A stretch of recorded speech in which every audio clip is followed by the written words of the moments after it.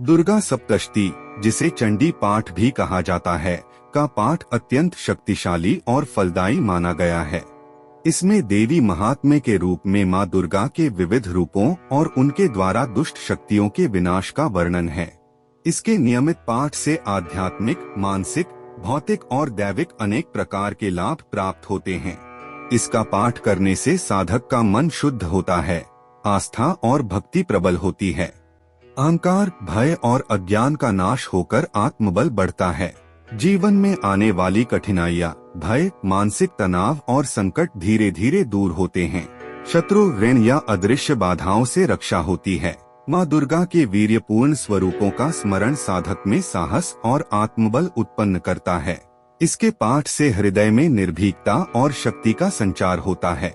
घर परिवार में सुख शांति बनी रहती है और दरिद्रता दूर होती है। रोग, दोष, पितृदोष या ग्रह दोष जैसी बाधाओं का शमन होता है। माँ दुर्गा की शक्ति साधक को हर प्रकार के दैविक, भौतिक और आध्यात्मिक संकट से सुरक्षा प्रदान करती है और अदृश्य नकारात्मक शक्तियों का प्रभाव समाप्त होता है। देवी माँ की कृपा से जीवन में इच्छित लक्ष्य प्राप्त होते हैं।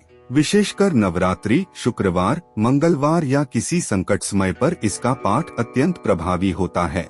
इसे श्रद्धा, शुद्धता और विधि विधान के साथ करना चाहिए। जल्दी उठकर स्नान कर लें, माँ दुर्गा का ध्यान करें और आसन बिछाएं। आसन पर बैठकर सबसे पहले माँ दुर्गा के 9 स्वरूपों के 9 नामों का उच्चारण करें।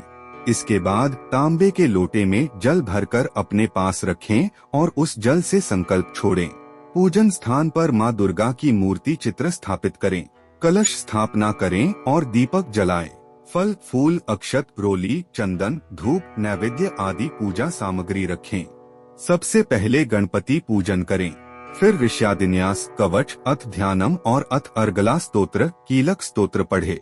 फिर दुर्गा सप्तशती का पाठ आरंभ करें। सप्तशती पाठ के बाद अथूति, कवच, अर्गला, कीलक और देवी सूक्त का पाठ करें। अंत में आरती और क्षमा प्रार्थना करें। फल फूल नैवेद्य अर्पित करके भक्तिपूर्वक पाठ समाप्त करें।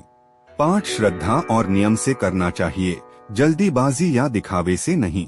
शुद्ध उच्चारण और एकाग्रता महत्वपूर्ण है।